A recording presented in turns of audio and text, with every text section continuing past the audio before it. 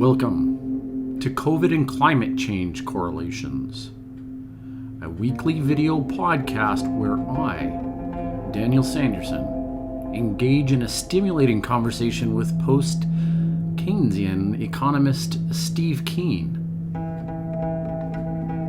We're back and welcome everybody to another episode of the New Economics, COVID and Climate Correlations. Effectively, it's the Steve Keen Show. So here we are, welcoming back Steve Keen, and he's in a new continent. Steve, whereabouts are you? In Sydney, and actually staying in my sister's house in a town called Engadine.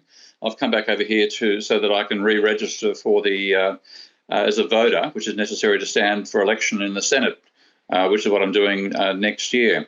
And I was going to come over here in January, and then Omicron broke out, and I thought, well, if you've got a new variety that's doubling every couple of days, if I leave it 10 days, I might find out the borders are locked and I can't do anything. So I brought my trip forward by an hour, by a month. Let's talk about Harcourt. That was a really interesting Jeff, thing too, right? I mean, he's got a great relationship. I mean, I first met Geoff Harcourt when he was I was 20, so I've got a feeling that's about 48 years ago. I don't know that his son is 48. I'm not really sure. I'll be seeing Tim, of course, at the funeral on Friday. But the one thing, like just to give an idea of the sort of person that Geoff Harcourt was, and the personability definitely rubbed off on his son. When I first met Geoff, it was when we had led the student revolt at Sidney University over the teaching of economics successfully and formed a Department of Political Economy. And I think Geoff came in the first year that course was on, which is 1975. So we then had a good lecture by Geoff, and then we went to the local pub, which, by the way, got converted. I didn't mention this story. It's called the White Horse Hotel, and it was on City Road, up the road from Sydney University.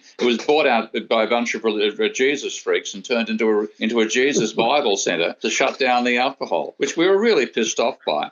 That's much more an American thing. That happened to our favourite watering hole. Anyway, it had a really nice beer garden, and the staff sat at one table there, and the students, including me, about 10 of us, I think, sat at another table. It wasn't that we had that separation of staff and student by any means, but that's the way the staff sat, that's the way we sat. Well, Geoff got up from the staff table and sat with us for the entire duration. And just chatted with the students. So he's very much somebody who's into supporting young people, very, very personable, and was the leading person in Australia keeping alive critiques of neoclassical economics before the formation, first of our Department of Political Economy, and then the development of the small but still substantial group of non-orthodox economists in Australia. And they formed a society called the Society for Heterodox Economics, otherwise known as SHE. And so there's been a strong tradition of non-orthodox economics in Australia, and without a doubt, the founding father was Geoff Harcourt. Interesting. So maybe you could talk a little bit about his involvement with the Labour Party, the Australian Labour Party. The reason why I bring that up is because, the Labour Party is a little different than the New Liberal Party, and personally, I'm kind of moving away from Liberal or Labour parties, and the reason why I'm moving away from Labour parties is that advocating for work seems to be so coupled to GDP models. And has the condition changed? Are we, what does a Labour Party look like? What is the future of Labour parties? What are your thoughts on that? Complicated. If I go right back, Geoff was involved in the writing of what's called the Prices and Incomes Accord, which was an attempt to build a sort of Scandinavian-style compact between labour and capital to minimise things like wage blowouts and try to stabilise the distribution of income between labour and capital, and then enable industrial planning to take part to expand the manufacturing capabilities of Australia. That was the major objective of the Price and Incomes Accord. I was doing a bit on it as well. I was, of course, based in Sydney. He was based in Adelaide. And at various times, because he was such a prominent individual, he was invited by the Labor Party to become the Reserve Bank Governor or to become the Secretary of the Treasury. Now, he turned them both down. Obviously, I'm taking a different tack here and doing what I'm doing. But what actually happened inside the Labor Party was, first of all, the push for it to be like a Scandinavian-style managed capitalist approach which was driven by a guy called, what's his name? I just lost his name from my head. I'm getting one of the signs of getting old. Not Nugget Coombs, I was thinking of, who's a similar personality, but a leading sort of progressive Labor Party guy. He was sidelined by the ones who wanted to say we have to control inflation. So rather than it being used as a way of bringing about industrial development, it became a way of trading off wage rises for increases in superannuation pension, effectively. But this was a pension which is related to your income. So rather than a pension, a state-based pension, which is everybody gets the same amount, the more you could put aside in superannuation, the more money you got. So superannuation has become a major industry in this country, and it's corrupted that original idea of workers trading off long-term insurance for getting long-term insurance in a sense rather than wage rises now. They got conned in some ways. So that whole the Labor Party. A bit of backtrack a bit. The Australian Labor Party is what's responsible for the growth of neoliberalism, because the philosophy after the defeat of the Whitlam Labor government in 1975, the attitude was the Labor Party think we screwed up because we didn't manage the economy properly. So to be successful, what we have to do is combine our socially progressive policies with sound economic management. And sound economic management when following the Economics 101 textbook. Okay. So I protested against that. I wasn't a major figure, and I wasn't a member of the Labor Party, but I was peripherally involved with them in negotiating with us. And there's a guy called Lindsay Tanner, who was one of the main activists promoting globalization, free trade, and wage restraint, and let the market rule, promoting all those as Labor policies. And I remember having an argument with Lindsay, I think it was actually in Annandale, for those who want historical records in Australia, and in a bookshop. And I was saying, look, Lindsay, it's not going to work because the textbook's shit. If you follow those policies, they'll work for a while, but they'll fail ultimately, and they'll undermine your social policies. And he just completely rejected my position, and on we went. So what happened? The Labor Party fundamentally became the vehicle, first-year economics, to take over running the global economy. So, and it hasn't really. What's happened since then is the association between Labor, the Labor movement, and Labor itself has diminished over time because unions have been reduced in power so much. The major unions that are left are still the mining unions fundamentally. So there's a large type of the Labor Party supporting fossil fuel industries, which is the last thing we need right now, and also the need for the discipline, etc., suppresses new ideas to a large degree inside the Labor Party. So I'm not particularly fond of it overall. I certainly prefer it to what we call the Liberal Party here, which is the Conservatives. But we'll have to wait. In the long term, of course, they are wedded to the whole idea of work and labour being a vital part of your identity. And my feeling is that if we do survive the climate crisis, then ultimately we're going to have to take production off planet, which is one reason I agree with Bezos, though I think he's been a bit idiot now he's bringing it about, but he's right about the objective. And in that world, your income can't come from labour. It has to come from the social guarantee, like a universal basic income. I heard something about a large cable that's supposed to run underground or under the ocean to the Asia. Yeah, you've heard about that?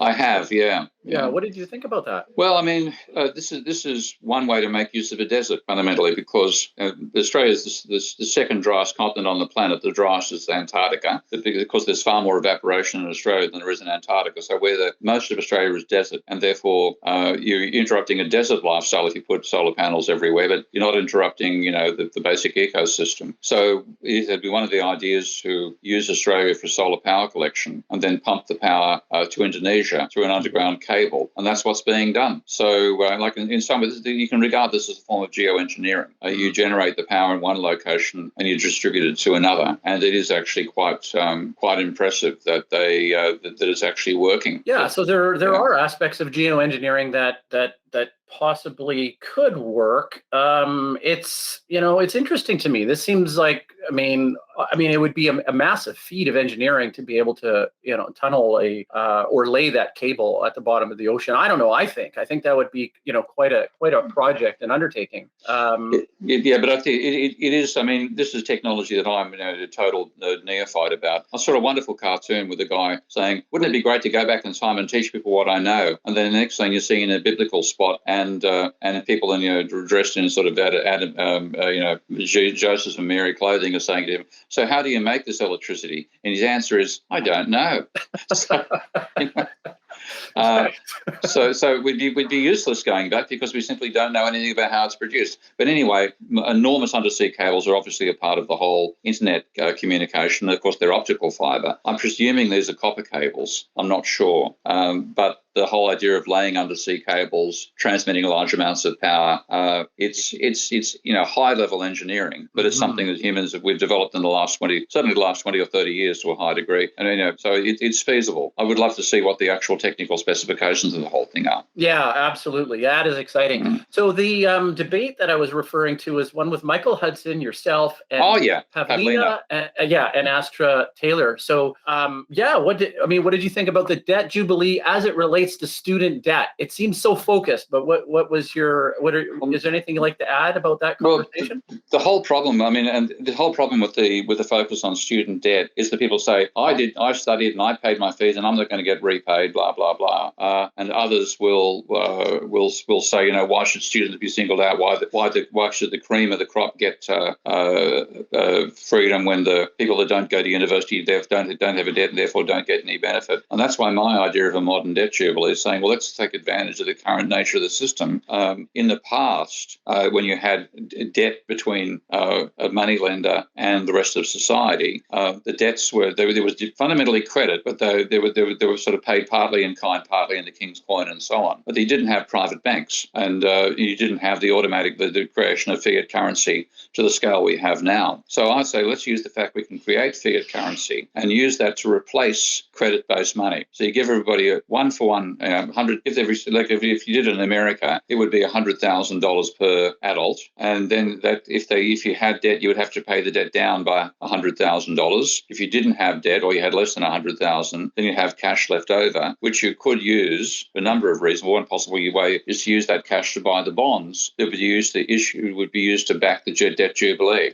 So it's all would be basically using the accounting operations and capability of the government to create money, and that would mean everybody gets it, not just students. So that's why I prefer my concept of a modern debt jubilee to just giving a jubilee to students alone. But if you can't get one through, then I'll go for the other. Yeah, exactly. I wanted to make a point on that as well. The point of the debt jubilee as isolated to student debt and education does have a factor of a value in society that values education overall as a means of elevating people out of just call it ignorance just for now. I mean, so education is a benefit overall for countries, period, right? And the excessive amount of debt, I think you talked about this last time in a series or two ago. You were saying that the massive amount of student debt, part of that idea was actually originated out of Australia. Was that again? Yeah, a lot of guilt for this part of the world. I mean, I think the guy responsible was a guy called Bruce Chapman, and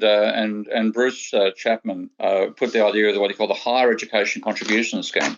And again, this is all predicated on the argument that we have, the government can't possibly afford to pay for these things, which is bullshit. The government can create money. It doesn't need to borrow from anywhere else, and it doesn't need private contributions to top up its capacity to create that money. And one of the best thing by far you can do with government money creation is to fund something like education, because the negative about the government paying for things is that it determines how things are done. Now, if you go back to the period when I went to university from 72 to 75, that was the beginning of the Labor Party in power under Gough Whitlam. And one thing they did, they abolished student fees. Yeah. Now, therefore, entry university was free, but to get into university, you had to get good results at high school, or whatever the scheme that you'd be able to go through. So the emphasis was on quality of education, and there was no problem for a staffer to say, this student we can't let him pass next year, we're going to fail him. So they weren't customers, they were students. Now, what was done and it began with Australia, higher education contribution scheme, the students were paying for 40%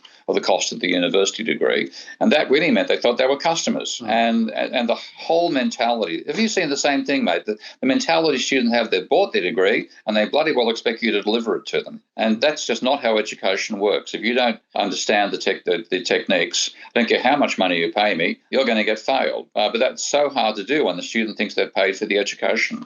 So I'd like to go back to the day, but not back, but extend what the Labor Party did, and this does also apply in Europe. So Like in Germany, for example, and I think also in the Netherlands and quite a few other countries, education is free. But the thing is, you are therefore not a customer. You can't think you've bought your degree. You have to perform well in education to get your degree conferred. And staff are quite happy to fail you if you don't do well enough. They're not afraid, oh dear, if we fail them, we're going to get less students applying for our university because our failure rates will be too high. And what's actually happened, courtesy of all this stuff, is that students, the level of passing is now a criteria of whether your university gets funded or not. And in Kingston, before I left the academic sector, you had targets that I think 92% of students were supposed to be awarded first-class honours. I mean, give me a break. That's great inflation. So all this nonsense has come out of treating students as customers rather than students. Yeah. Wow, that's really, really intense. I know that education has always been a focus for my family and how I raised my children. I went through significant financial sacrifices to put money away for my children, right? From the age that's real young. And my oldest now is 17 in January. So just around the corner, he'll be knocking on the doors of universities. And that's interesting because my individual perspective of it is, does somewhat fall in line with the comment you made. And that's that I had to put so much sacrifice for 18 years. Just to throw a number at it, each child we had put, I think, almost $4,000 a year in, and I mean that was, there's years where that was very tough to do. Yeah, I mean, and it's unnecessary because education should be publicly provided, free, and challenging. And you should be paying teachers decent salaries. I mean, like when I finished at university, I did an arts law degree, and in the final year, because I was so heavily involved in the student protest still over political economy at Sydney University, I attended less than 1/10 of my lectures, and I then failed 3 of my 6 subjects in the final year. And then I managed to persuade the dean, who was the dean of law, who was a wonderful man, to give me 3 posts, and I passed all the posts, which I was surprised to me. I didn't expect I would, but I passed all 3. Anyway, what that meant was I couldn't enroll what they call the skills course, which is the necessary stage of becoming a law practitioner. You have to spend 6 months in a mock law firm, suing other mock law firms and learning the procedures of the court system. And that began on the 2nd of January. And so I got the results on the 7th of January. So I had to wait 6 months. I thought, bloody hell, I hate the damn subject anyway. I'm down to going to wait 6 months. So I tried to get jobs in publishing. And this was the beginning of the recession that began in 74. Yeah. So rather than unemployment in Australia being like 1.5%, which it had been when I started my university degree, it was 5%. And really old guys, like in their 40s and 30s, were applying for the same jobs with experience. So I didn't get any of the jobs I applied for. So I finally thought I'll apply for a teacher's scholarship to become a teacher, which I did. Now, none of my friends reacted, oh my God, what a waste of your intellect, blah, blah, blah. But these days, the pay for teachers is so low and the workloads are so high that only people who don't do well at school and university apply to be school teachers. So you now have teachers coming out who are below the intelligence level of the classes they're trying to teach. And this is just completely arse about tit. All the money's being paid to, people who go off and work as speculators on the finance markets being paid. I mean, I think a classic example of that, which I find quite hilarious. One of my colleagues in the States, in the UK, introduced me to his wife and said that she married her because she made more money than he did in the finance sector. And she then explained she'd left finance to go and work as a school teacher because she couldn't handle the stress of finance and she wanted to do something positive for the society. She said her first paycheck as a school teacher was, and the comparison is to her flat salary in finance, not her salary including bonuses, was 1/30th what she earned in finance. Okay? Now, so the first year out salary for a teacher in the UK is £25,000. And I simply do not know how anybody can survive in the UK on 25,000 quid. They get a small allowance for the year in London, so I think it might be 30,000 in London. But I was on 88,000. Okay, and I found I was going backwards compared to where I was financially in Australia. And I was a head of school, professor, blah, blah, blah. But a school teacher getting, say, £30,000. This woman was earning therefore her salary, not including her bonus, was £750,000. We're paying a fortune to people in finance and trivia to school teachers, and what you get is it becomes a low-grade profession where people who don't really have the skills are the ones who teach, and that's not what you want. You want people who actually, highly competent, be well rewarded, and reduce the stress levels. And the stress levels in teaching were bad enough when I was there. They're off scale now. So I've done everything else about TIT, and again, I can thank Australia for starting this damn theme off by bringing in the Higher Education Contribution Scheme, which became the origins of student debt around the world. The finance sector seems to be so much of the problem, I think. Am I fair with saying, yeah, exactly. And so how do you deconstruct Wall Street? It's maybe the foundation of the movement, intellectually, of the Occupy Wall Street movement, vandals and the destruction. And that this seems, antithetical to the message of trying to deconstruct it in an intellectual way, I would imagine. So what are your thoughts about that movement and the development of the Occupy movement as it's kind of progressed over the last 30 years? You had to attack Wall Street, no two ways about it, but always going to be a peripheral left versus right type thing, a bunch of scraggy people outside Wall Street, incanting the building to fall down, and the suits walking inside and being paid probably 50 to 100 times what the average salary was of the people protesting outside. So it really we have to what causes that much money to be created on Wall Street? And it ends up being because that is the seat of financial speculation. And they sell themselves on the idea that they create capital. But the amount of actual newly issued capital versus capital being cancelled by firms doing share buybacks with debt, there's probably negative genuine capital creation. So I think we have to recognise its basically destructive role in a capitalist economy rather than creative, and redefine it, reform it. But of course, to try to do that, you're fighting the power of the people who dominate that system at the moment. And of course, they're going to block you lock, stock and barrel, which is what happened. So Obama's, all of Obama's reforms got subverted completely. There was a proposal to bail out underwater mortgagees, and that was hardly ever touched. And there was a proposal to give $700 billion, I think it was, under what they called the Troubled Asset Program, TARP, whatever the other two initials stood for, and that got expanded to $3 trillion. So they got their money. They didn't go to the. We had a society dedicated to preserving the rights of the creditor rather than the rights of the debtor, and so did Rome. Yeah, and that was a major part of the reason why Rome collapsed. I was waiting for that, right? Because I knew it was hanging in the words, right? That was Rome, right? So wow, that's really interesting. Yeah. Okay, I want to.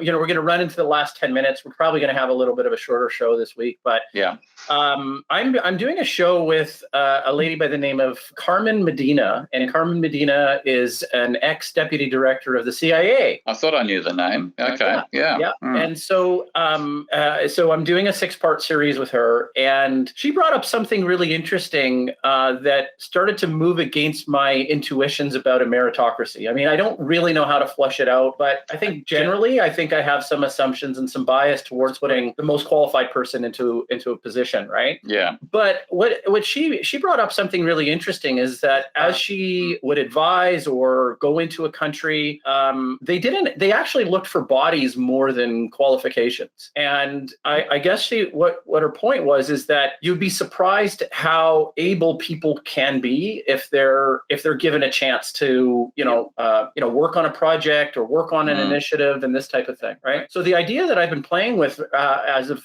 rather recent is if we offered some sort of a standard baseline for like universal basic income or something like this, the main naysayers to something like that largely have to do with there's no incentive, and we're trying to create a system that is incentive less, like it's void of incentive. How are your thoughts on that? Do you think that that we need a system that's strongly structured around incentive-based initiatives to go to work or to produce or to contribute to society? Basically, what I'm asking you, Steve, is what side are you on in terms of the Rousseau-Locke sort of divide?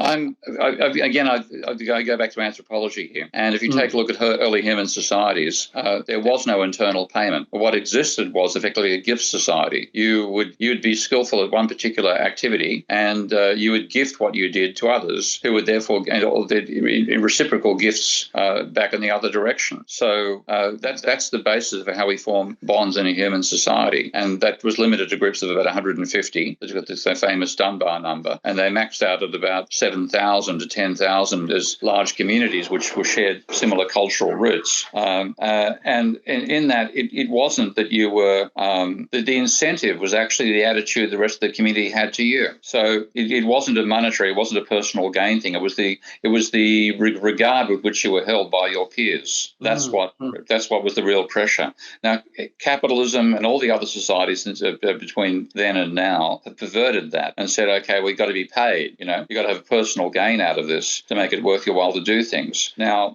people say, well, the universal basic income goes against that, and you're paying people to do nothing. And the attitude of the UBI advocates is, no, we're paying you to do anything. And what I would like to see is to try to rebuild the type of societies where you did stuff because of your own belief that it was a good idea to do it and the respect it gave you in the eyes of your peers. And I think that's a well-grounded society. So I'm not, that separates me from the MMT crowd who are very strong on the job guarantee and saying you've got to, people are going to get paid, they should be doing work for it. I would rather say if people get paid, that should motivate them to do things for the community in general, rather than directing them for a particular form of employment. And again, my long-term vision is that if we are going to survive as a species, we have to take production off planet. And that therefore means that most production is going to be robotic. And you simply can't say, well, you've got to work for your living. Well, what can I do to work? You want me to go into space now?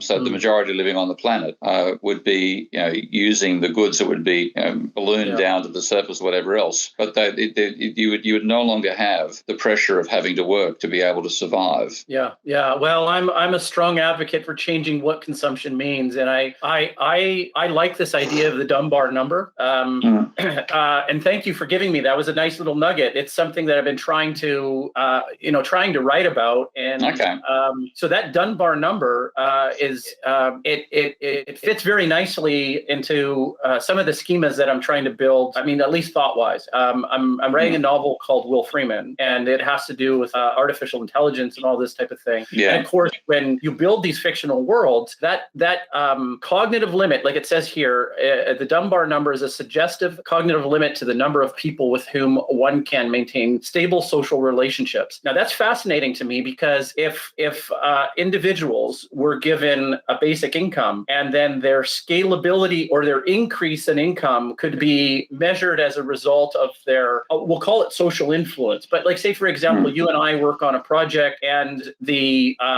community is saying this is a value, then our scaling, right? And I think that's a remarkable way to decide who gets, Well, in a sense, I'm benefiting myself through Patreon, and and it's giving me a model. I'm working my backside off, not because I'm being paid, but because the Patreon liberates me from having to worry about anything else. And so I work like a demon on everything I'm trying to achieve, and I couldn't do that without the community support. And the people who are paying me to do that are not getting anything concrete themselves back. They're getting the podcast. That's about it, And I've even think if I made the podcast free, I imagine at least my guess would be I can't persuade Phil Dobbie to give it a try because it's part of his income because he gets 10% of my revenue. But I'd like to see what happened if we simply made the podcast generally free and available. And I think that it would actually probably increase the revenue. So people aren't paying for what they get back; they're paying for what they can help to build. And that sort of community valuation, I'm enjoying it, and I wish we could extend the model. Well, okay. So then one thing to add to that, this was an idea that I had watching some of your Patreon work as it comes through, and I pay attention to it. And one of the things that I urge our community at Plankston to do is to actually create something, write something about it.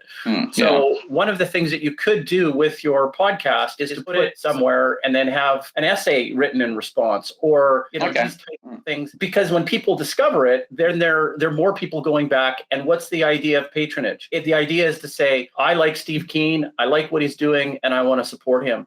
In some cases for the patrons, the what you receive is only part of the equation. Sometimes, and most of the times, I would argue, you're actually trying to support Steve for the efforts that he's doing, right? I mean, that's fun. That people are doing it. Yeah, I'll give you a little anecdote. There's a bit of a personal story.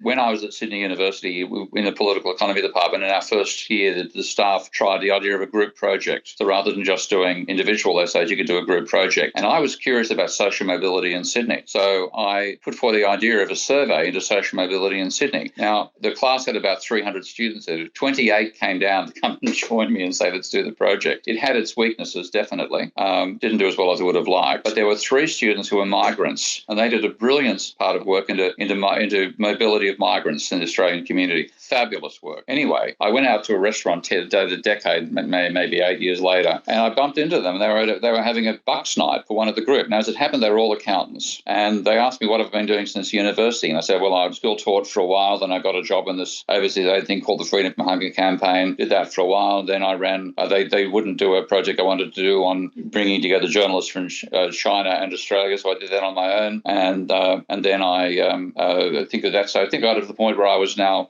working as a computer software reviewer for Australia's leading computing magazine, but freelance. There was silence at the table, and one of the guys said, I wish I'd done that. And there was general agreement around the table. They all sort of nodded their heads. And I then said, hang on, guys, hang on. Look at the downside here. I'm living on a part-time salary right now. I don't own a house, don't even own a car. I haven't even got a girlfriend, let alone getting married. Look on the negative side of it all. And the guy who was the kingpin of the group, the real leading personality in this migrant part of the workshop said, Steve, we would still all rather have done what you have done. Yeah. And I thought, holy shit. So what's happened is people worked as accountants. They wanted to do far bigger stuff. They're stuck in this small role. It's not their real lives, but that's what they're stuck with. So I think a lot of that sort of mentality lies behind people who support me on Patreon. They wish they'd done what I've done. Okay. And if they can't do it, they've got their commitments, their job, their family, all this sort of thing. But at least they can help me out. And vicariously. I think they're vicariously doing what they wish they'd done, and they're supporting me for doing what they wish they'd done. And I'm delighted by that. And I can understand what they get back is really that feeling of supporting a community. And again, that comes back to the idea of a gift-based society as the real foundation of human life. Well said. Okay, well that's the top of the hour, Steve, and I think we should end it there. And yeah, that's really nice. That's really nice. And we'll catch up next week. How's that? Okay, mate. I'll try to get the technology working better next time. See you, mate. Bye-bye. Okay, bye.